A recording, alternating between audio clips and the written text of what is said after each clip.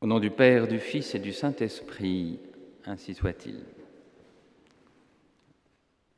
Voici qu'il nous est donné dans ces dimanches qui suivent la Pentecôte et dans ces dimanches d'été, puisque nous ne sommes pas tout à fait encore à la rentrée, de ces instructions de l'Esprit Saint qui portent plus particulièrement sur la morale. Nous ne sommes pas au temps de l'Avent à nous préparer à Noël avec une certaine pénitence et des ornements en violet pour signifier ce temps de recueillement particulier, de préparation pour l'incarnation, la venue de l'enfant Jésus dans la pauvreté de la crèche. Nous ne sommes pas au temps du carême, où nous sommes également en violet, où il y a un effort encore plus particulier pour nous préparer à une sainte communion à Pâques et à être disposés spirituellement à vivre selon la volonté de notre Père qui nous a donné son Fils, né de la Vierge Marie. Ainsi donc, si nous sommes dans ces dimanches de l'année en vert, des dimanches du temps qui passe, ces dimanches des mois qui se succèdent sans de grandes fêtes particulières, pourtant, il nous est donné une leçon de morale, d'agir, d'acte, et pas seulement un encouragement à une union avec Dieu dans la prière, dans une connaissance et dans un amour de Dieu cœur à cœur, où nous nous jetons dans l'invisible, nous nous jetons dans le silence. Il faut savoir faire silence au moins 15 minutes dans sa journée, en étant à genoux dans une église, ou à genoux chez soi, ou même assis dans une église, ou assis chez soi, de savoir au moins ne plus bouger, voire fermer les yeux pendant 15 minutes. Sainte Thérèse d'Avila disait que si on savait rester dans le silence pendant 15 minutes, on sauvait son âme. Eh bien, tout cela, voyez-vous, avec un smartphone, vous pouvez mettre le minuteur ou le compte à rebours. Si vous avez peur de regarder, enfin, je ne dis pas votre montre, car vous n'en avez plus, mais justement votre smartphone tous les 3 minutes, parce que être en silence plus de 3 minutes est parfois extrêmement exigeant pour des personnes de notre temps. Donc, rencontrer l'invisible, être en silence, parler à Dieu, le Père, l'Ancien des jours, le Créateur, le Tout-Puissant, Jésus nous dit qu'il faut quand même accomplir aussi ce qui dépasse simplement la pensée, l'élan du cœur. Il y a des actes à poser.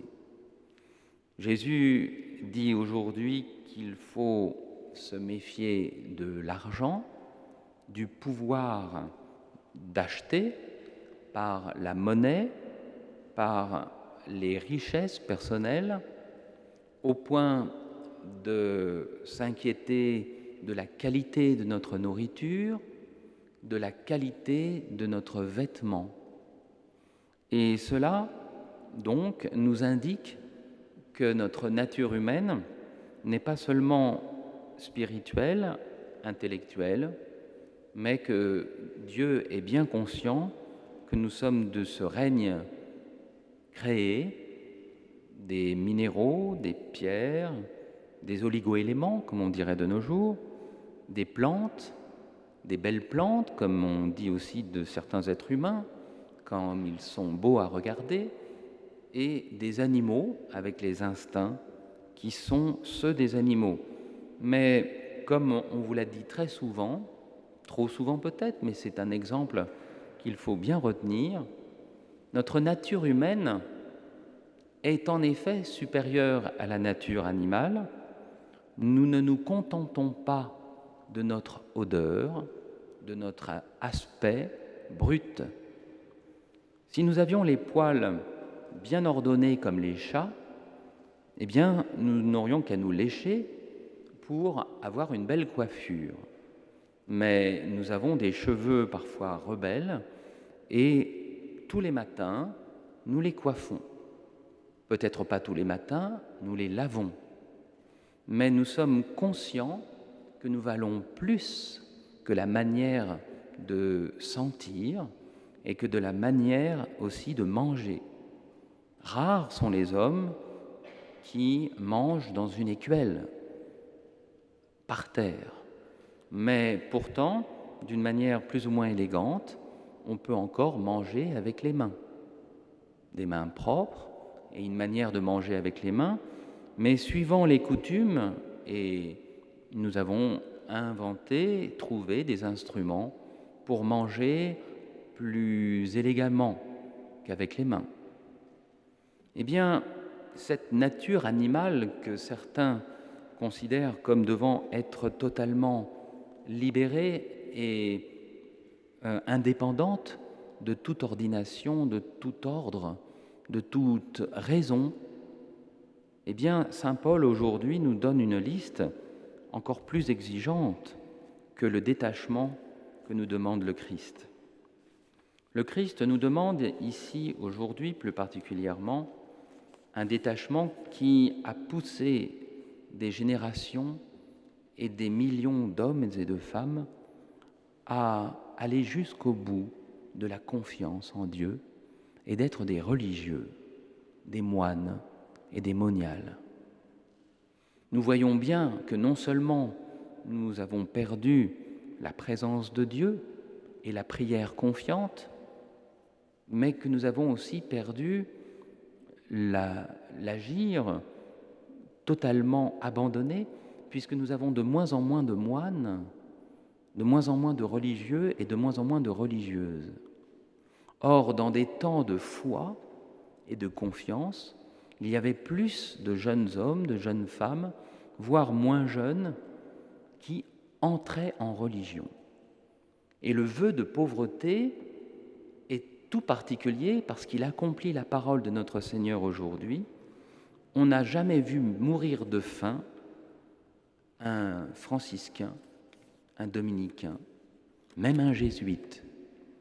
Voyez-vous, la pauvreté, c'est-à-dire de ne pas avoir de biens propres et de partager les biens apportés à la communauté, eh bien, c'est un détachement qui accomplit d'une manière très particulière ce que le Christ nous dit aujourd'hui.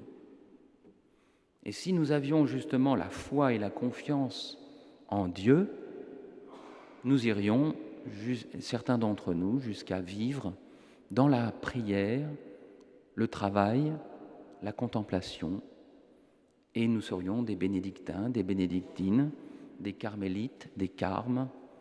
Et si nous voulons un peu plus d'action, de la prédication ou de l'assistance aux malades, à l'enseignement, il y aurait tant d'instituts religieux à faire vivre. Mais donc, aujourd'hui, saint Paul nous rappelle aussi ce qui dépend de notre vie quotidienne plus pointue que le vœu de pauvreté. C'est la chasteté et aussi la maîtrise de nos colères et de nos jalousies et de nos envies.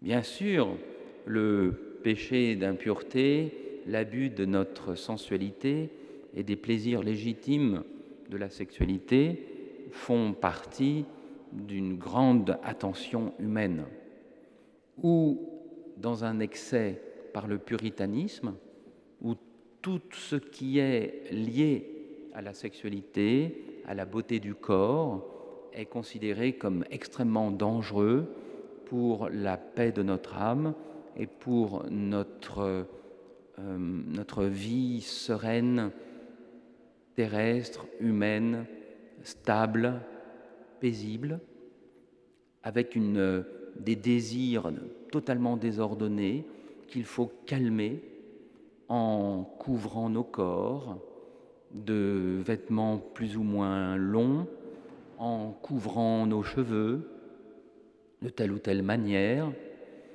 Et quand cela devient excessif, c'est ce qu'on appelle le puritanisme.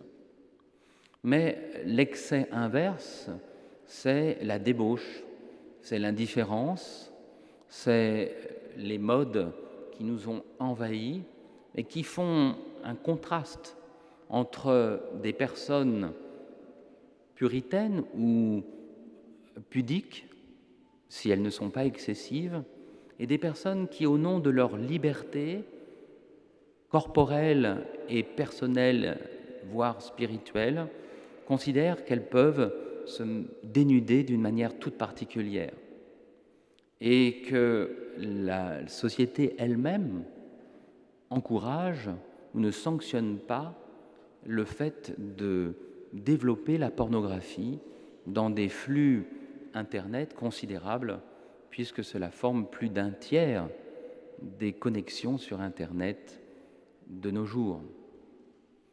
Et là, nous avons un saint Paul qui nous dit les choses par rapport à notre nature humaine et par rapport à notre vie quotidienne. Il nous dit d'éviter la débauche et donc l'indifférence totale vis-à-vis de la sexualité dans le mariage, l'impureté, c'est plus général, le libertinage, la recherche d'une manière forte et des relations multiples, l'idolâtrie. Le mot idolâtrie ici est le fait même de considérer le corps et la beauté du corps comme un absolu et d'une manière à lui rendre un culte. La magie, étonnant, le fait d'invoquer l'invisible et les esprits pour avoir des avantages, pour pouvoir faire tomber amoureux quelqu'un par des filtres d'amour ou des escroqueries de la même espèce dans différentes sociétés. En France, cela s'est atténué, mais cela peut revenir suivant les superstitions que nous retrouvons de nos jours. Inimitié, car le langage du corps et le fait même de se regarder, de se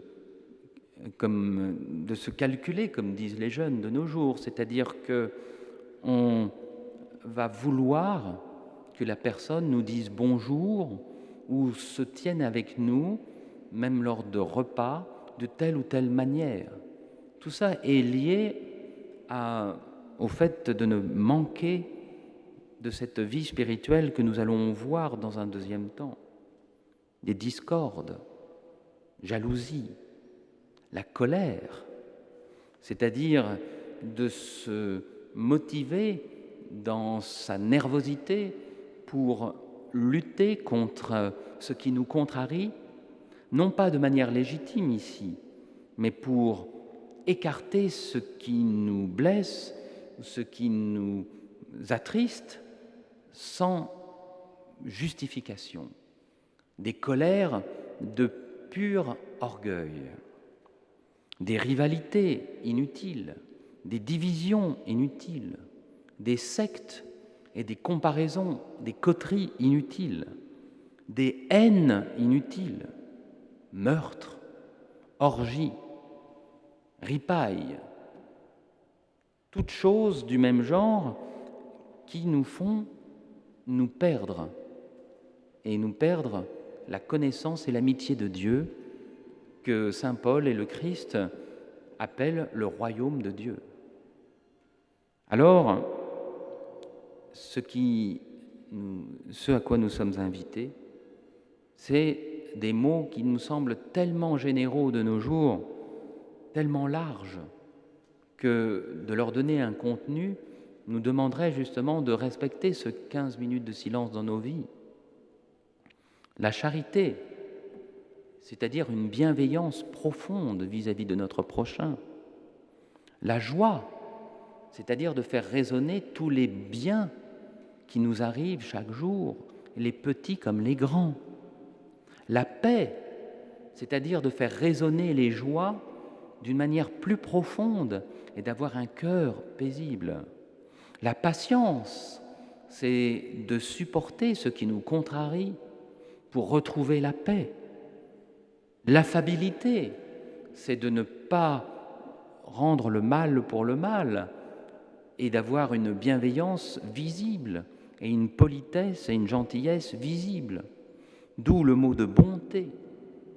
Ici, la fidélité, chez saint Paul, nous dit la confiance en l'autre et le respect de notre parole. La douceur ne se définit même pas. La tempérance, la chasteté, c'est justement de retrouver ce qui nous ordonne à une relation vraie avec l'autre, pour éviter le concubinage et pour entrer dans la responsabilité et l'amour du mariage. Voilà donc une leçon de morale de cette fin d'été, où nous pourrions, pour accomplir ce qui nous est dit aujourd'hui, entrer en religion, faire le vœu de chasteté, de pauvreté, et le vœu le plus difficile, celui d'obéissance. D'obéir à un père abbé, d'obéir à une mère supérieure. Alors, comment conclure? Eh bien, demandons à la Vierge Marie qui, elle, n'est pas devenue carmélite, mais qui, au nom de cette femme, nombre d'hommes et de femmes sont entrés en religion, ont voulu imiter sa vie de présence de Dieu et la simplicité de la vie de la Vierge. Il n'y a pas eu de religieuses, de religieux, de moniales et de moines pendant 1 ou 2 siècles, mais on vivait la continence, la chasteté avec simplicité.